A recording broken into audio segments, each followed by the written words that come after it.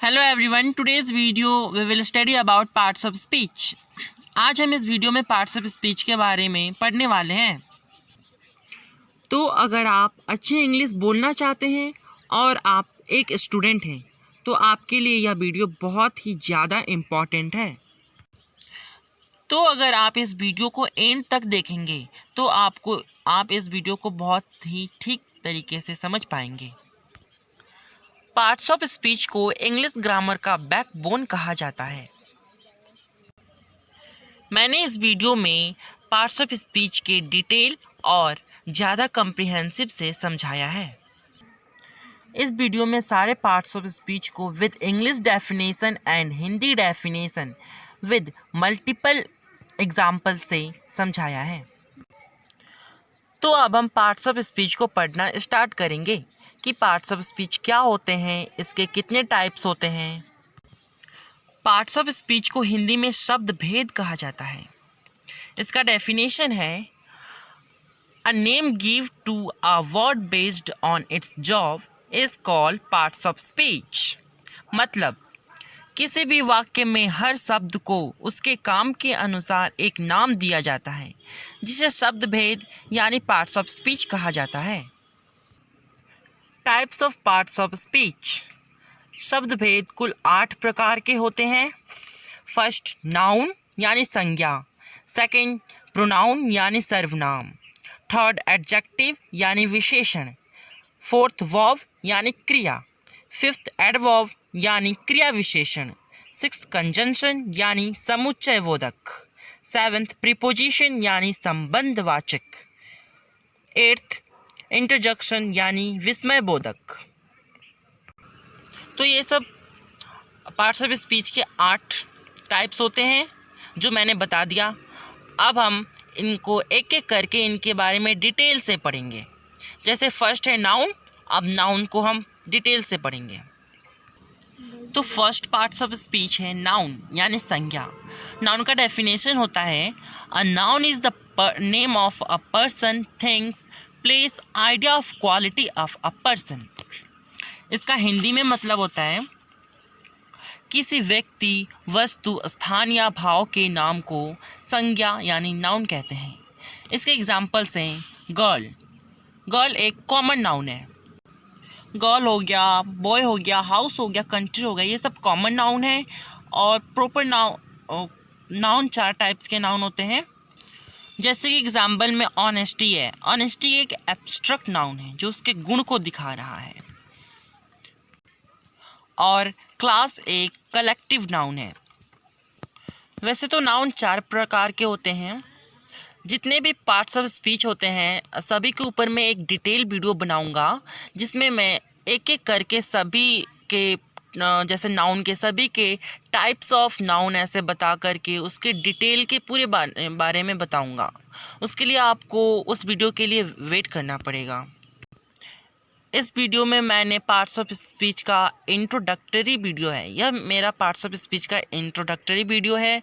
इसमें बस मैं पार्ट्स ऑफ स्पीच के जितने भी types of parts of speech है उनके बारे में बताऊंगा। और पूरे नाउन के जैसे नाउन के डिटेल्स के बारे में मैं एक दूसरा वीडियो बनाऊंगा। तो उसके लिए आप प्लीज़ वेट कीजिए। तो ये होते हैं नाउन के एग्जाम्पल्स। मतलब कि नाउन में हम किसी भी वस्तु या चीज़ या एनिमल के या पर्सन कुछ भी हो जिसका हम नाम बोलते हैं, प्लेस भी हो सकता है, नाम को ही नाउन कहा जाता है। अब मैं नाउन के एग्जाम्पल को लिखता हूँ जिससे आपको और भी ठीक से समझ में आएगा। तो नाउन के एग्जाम्पल्स हैं। फर्स्ट एग्जाम्पल है राधा लिव्स इन मुंबई। इसमें 2 नाउन आए हैं। राधा रहती है, कहाँ रहती है, प्लेस का नाम भी नाउन होता है, तो Mumbai is a noun. And कौन रहती है, कौन उसका नाम भी, मुंबई में कौन रहती है, तो राधा, वो भी नाउन हुआ। सेकंड एग्जाम्पल है he is a good boy. दूसरा एग्जाम्पल है he is a good boy. इसमें ही की जगह पे अगर हम किसी बॉय का नाम ले लेते हैं जैसे श्याम, तो श्याम वहाँ पे नाउन हो जाता है, लेकिन बॉय आ रहा है, बॉय हमारा कॉमन नाउन है। और थर्ड एग्जाम्पल है Jay is going to the market. तो मार्केट कौन जा रहा है, उस जगह उसका नाम, नाम नाउन होता है। जय, जय जा रहा है इसलिए जय नाउन हुआ। और कहाँ जा रहा है, प्लेस का नाम मार्केट, तो मार्केट भी नाउन हुआ। तो आई थिंक नाउन के बारे में आप ठीक से समझ चुके हैं। तो अब हम पढ़ेंगे पार्ट्स ऑफ स्पीच का दूसरा टाइप जो है प्रोनाउन। तो प्रोनाउन यानी सर्वनाम। सर्वनाम का डेफिनेशन है a pronoun is used in place of noun is called pronoun. Means मतलब नाउन यानी संज्ञा की जगह पर इस्तेमाल किए जाने वाले शब्द को सर्वनाम यानी प्रोनाउन कहते हैं। मतलब कि हमने नाउन में जितने नाम बॉयज़ के नाम थे, रमेश, सुरेश, रोहन, गर्ल्स के भी नाम थे, प्लेस के भी नाम थे, एनिमल्स के भी नाम थे। इन सभी के जगहों पर हम बॉयज़ की जगह पर ही, गर्ल्स की जगह पर शी ऐसे यूज़ करें।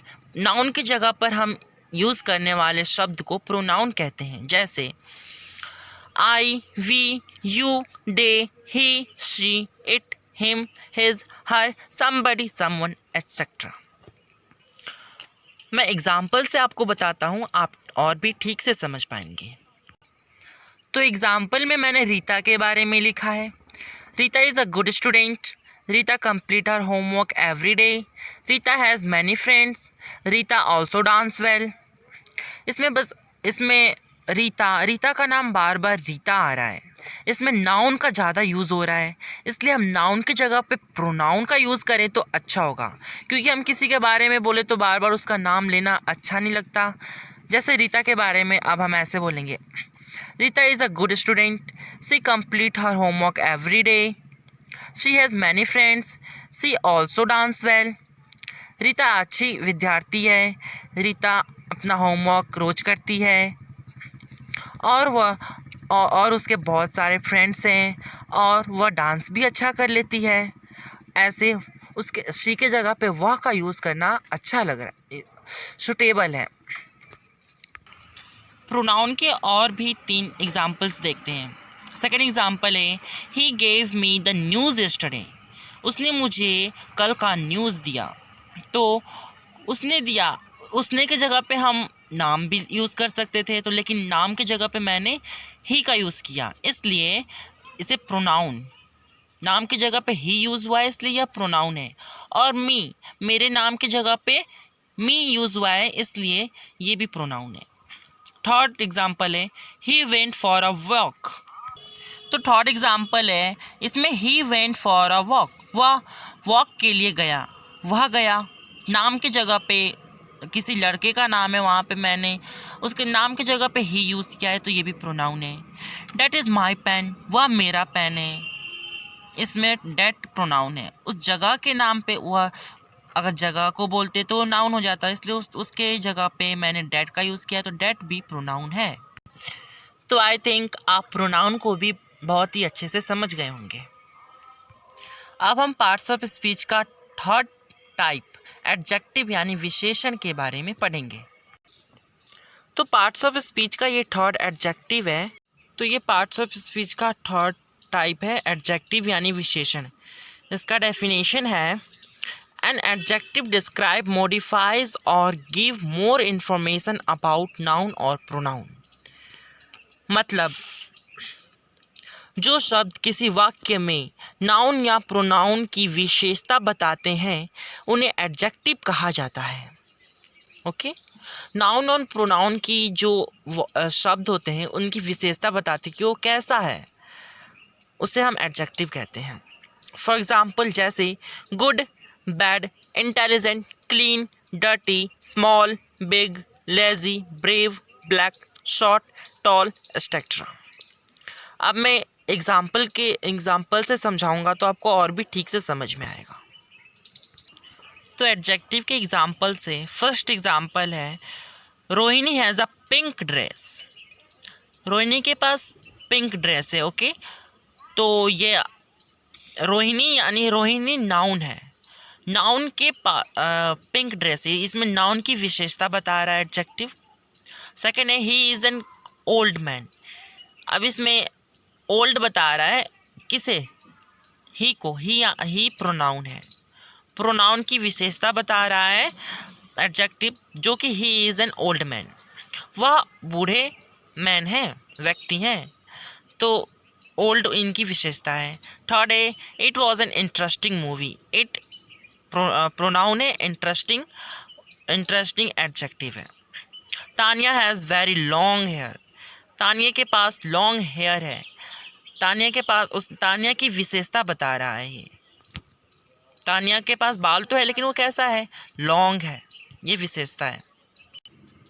अब फोर्थ है वर्ब यानी क्रिया, ये पार्ट्स ऑफ स्पीच का फोर्थ टाइप है।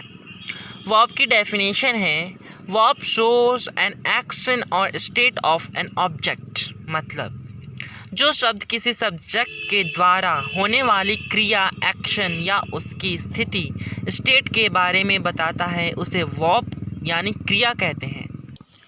टाइप्स ऑफ वर्ब, इसमें दो टाइप्स के वर्ब होते हैं, मेन वर्ब और हेल्पिंग वर्ब। हेल्पिंग वर्ब को एक्सिलरी वर्ब भी कहते हैं। मेन वर्ब में eat, sleep, play, laugh, sit, stand, go, come, teach, study, etcetera होते हैं।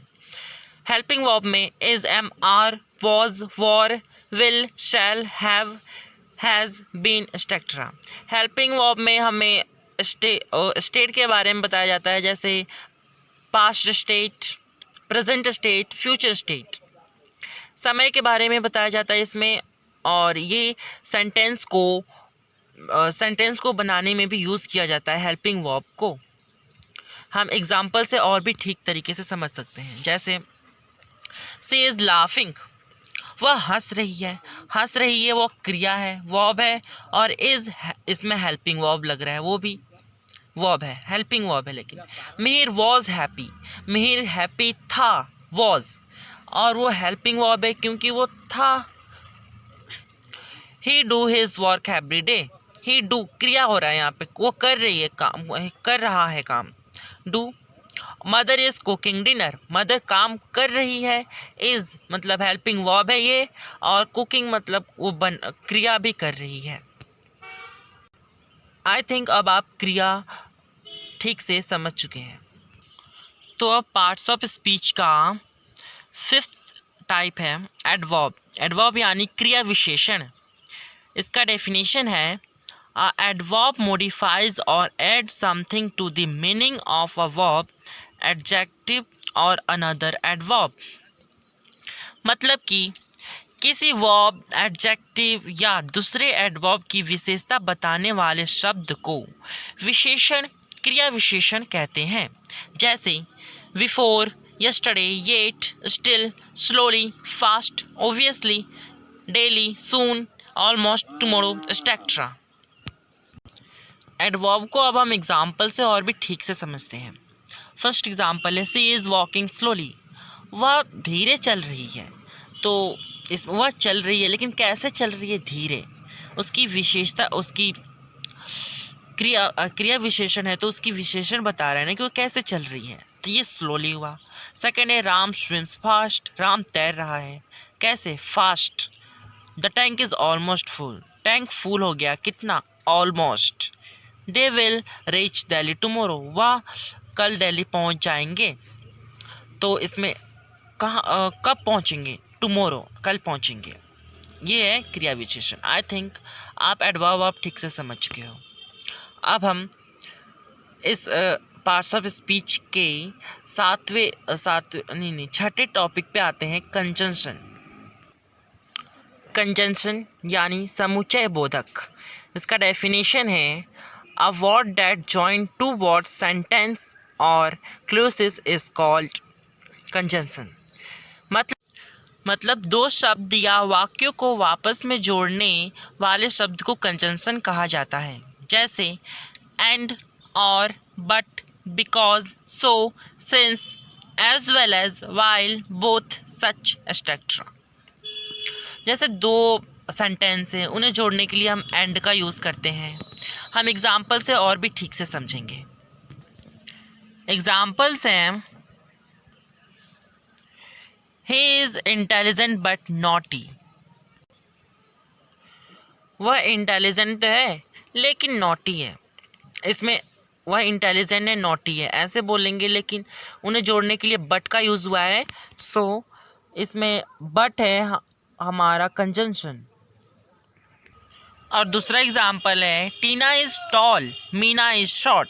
ये दो सेंटेंस हैं, तो इन्हें हमें एक करने के लिए यह बोलना होगा Tina is tall but Meena is short. But का यूज़ हो रहा है इन्हें जोड़ने के लिए, तो इसमें बट कंजंक्शन है।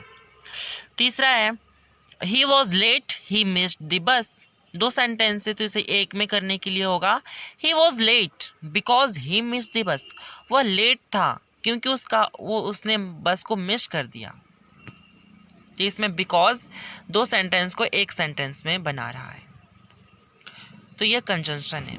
आई थिंक आप कंजंक्शन समझ चुके हैं।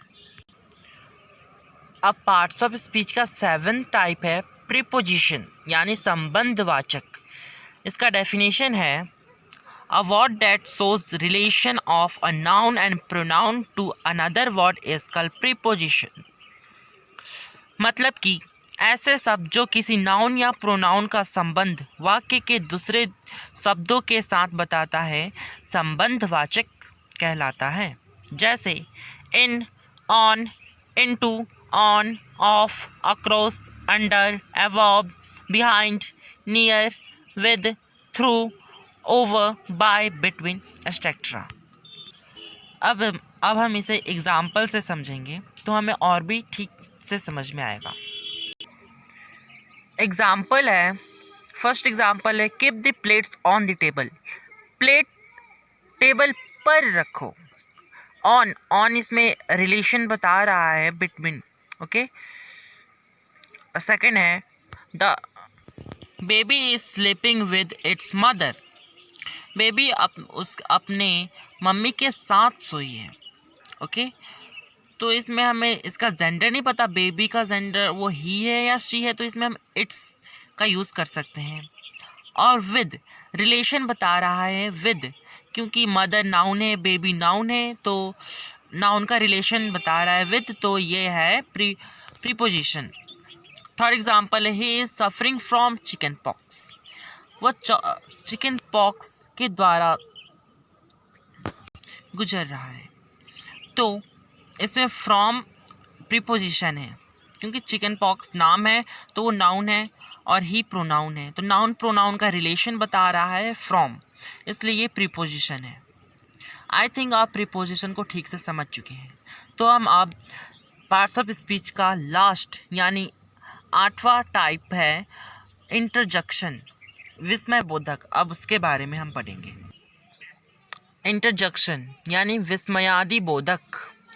इसका डेफिनेशन है interjection is written with an exclamation mark and is used to express a sudden emotion. मतलब कि वो सब जो अचानक आए किसी के भाव को दर्शाते हैं इंटरजक्शन यानी विस्मयादि बोधक कहलाते हैं। जैसे जॉयफुल में जॉयफुल यानी आनंद, आनंद से हम एक्सक्लेमेशन साइन का यूज़ करके बोलते हैं वाह, वाओ, हुर्रे। ऐसे ही शोरो दुख जताते हुए हम बोलते हैं अलाश, एह, ओह, आउच। सरप्राइज यानी आश्चर्य या फिर चकित होकर हम बोलते हैं व्हाट, वाओ। ग्रीटिंग यानी संबोधन, हम किसी को संबोधन करते हैं या फिर बुलाते हैं तो बोलते हैं hello, he, how, hi, look, listen, etcetera. तो इंटरजेक्शन को अब हम एग्जाम्पल के जरिए और भी ठीक तरीके से समझेंगे। तो एग्जाम्पल्स हैं, फर्स्ट एग्जाम्पल है hurray, we won the match. इसमें हम खुशी से जॉयफुल यानी आनंद से बोल रहे हैं। दूसरा एग्जाम्पल है एह, इट हर्ट, हम इसमें दुख जताते हुए बोल रहे हैं। और तीसरा एग्जाम्पल है what are you saying, means इसमें हम सरप्राइज होकर बोल रहे हैं। Oh, fourth example oh, the dog fell in the wall, इसमें मतलब डॉग कुएं में गिर गया, इसमें हम दुख जताते हुए ओह का यूज़ कर रहे हैं जो इंटरजेक्शन है। इसमें एक्सक्लेमेटरी साइन भी लगा है इसमें एक्सक्लेमेटरी साइन लगता भी है इंटरजेक्शन में। इंटरजेक्शन का मतलब इसमें हम अपने अचानक आए भाव को दर्शा रहे हैं। हम अचानक कुछ भी बोल पड़ते हैं, व्हाट, हाउ, ऐसे ऐसे वर्ड्स आते हैं इंटरजेक्शन में। तो यह इंटरजेक्शन था। अब हमारा पार्ट्स ऑफ स्पीच कंप्लीट हुआ। आई थिंक आपको इंटरजेक्शन भी ठीक से समझ में आ गया और आपको पार्ट्स ऑफ स्पीच भी ठीक से समझ में आ गया। अब हम कुछ क्वेश्चंस हल करेंगे जिसमें कि पार्ट्स ऑफ स्पीच के सभी टाइप के आएंगे। उसमें हमें देखना है कि नाउन कौन सा है, प्रोनाउन कौन सा है, ऐसे अभी हम हल करेंगे। अब मैंने एक सेंटेंस लिखा है, इसमें आपको बताना है कि इसमें कौन कौन से पार्ट्स ऑफ स्पीच यूज़ हुए हैं। तो फर्स्ट है इट। इट हमारा प्रोनाउन है। वॉज हमारा हेल्पिंग वर्ब है। और एन आर्टिकल है जो कि हम अगले वीडियो में पढ़ेंगे, उसके लिए आपको वेट करना होगा। और इंटरेस्टिंग है एडजेक्टिव जो कि विशेषता बता रहा है। और मूवी है कॉमन नाउन। मैंने इसे लिख दिया है कि कौन से पार्ट्स ऑफ स्पीच किस में यूज़ हुए हैं। अब हमारा सेकंड सेंटेंस है, inside the box there was an envelope. अब इसमें भी पार्ट्स ऑफ स्पीच यूज़ हुए हैं, उसको अब हम लिखेंगे। तो इसका आंसर ये है, इनसाइड कंजंक्शन है, इनसाइड कंजंक्शन नहीं है, वो प्रीपोजिशन है। क्योंकि प्रीपोजिशन का संबंध नाउन और प्रोनाउन से होता है, इसलिए इनसाइड का संबंध बॉक्स से है और बॉक्स नाउन है, इसलिए इनसाइड प्रीपोजिशन है, द आर्टिकल है, बॉक्स नाउन है, देयर प्रोनाउन है, वॉज हेल्पिंग वर्ब है, एन आर्टिकल है और एनवलप नाउन है। अब मैं आपको ऐसा ही एक सेंटेंस दूंगा जिसमें आपको उन वर्ड्स में कौन सा पार्ट्स ऑफ स्पीच यूज़ हुआ है वो लिखना है। वो आपके लिए होमवर्क होगा। ऐसे ही करना है जो मैंने 2 सेंटेंस आपको करके बता दिया है। यह सेंटेंस आपके लिए होमवर्क है। सेंटेंस है, the tiny ant fell into the pit and it cried frantically, help help. Hint आपके लिए हिंट है कि इसमें 8 के 8 पार्ट्स ऑफ स्पीच यूज़ हुए हैं। तो आपको एक एक वर्ड के आगे लिखना है कौन सा पार्ट्स ऑफ स्पीच किस वर्ड में यूज़ हुआ है। आई थिंक आपको पार्ट्स ऑफ स्पीच का पूरा लेसन ठीक से ही समझ में आ गया। Thank you. अगर आपको समझ में आ गया तो please subscribe my channel and like my channel. Thank you so much. और वीडियो के एंड में मैं यह कहना चाहता हूँ कि मैंने आपके लिए एक चार्ट पेपर पे पार्ट्स ऑफ स्पीच के बारे में लिखा है और बनाया है मैंने। इसमें 8 के 8 पार्ट्स ऑफ स्पीच है और उसके टाइप्स हैं और सभी पार्ट्स ऑफ स्पीचों के बारे में डिटेल्स हैं और उनके डेफिनेशंस हैं और मल्टीपल एग्जांपल्स हैं। तो आई थिंक इससे आपको और भी हेल्प मिलेगी पार्ट्स ऑफ स्पीच को ठीक से समझने में। You can take screenshot of this. आप इसका स्क्रीनशॉट ले सकते हैं। अब मुझको ऐसा लग रहा है कि आपको बिल्कुल ही ठीक से पार्ट्स ऑफ स्पीच समझ में आ गया होगा। Thank you. अगर आपको पार्ट्स ऑफ स्पीच समझ में आ गया तो please subscribe my channel and like it. Thank you so much.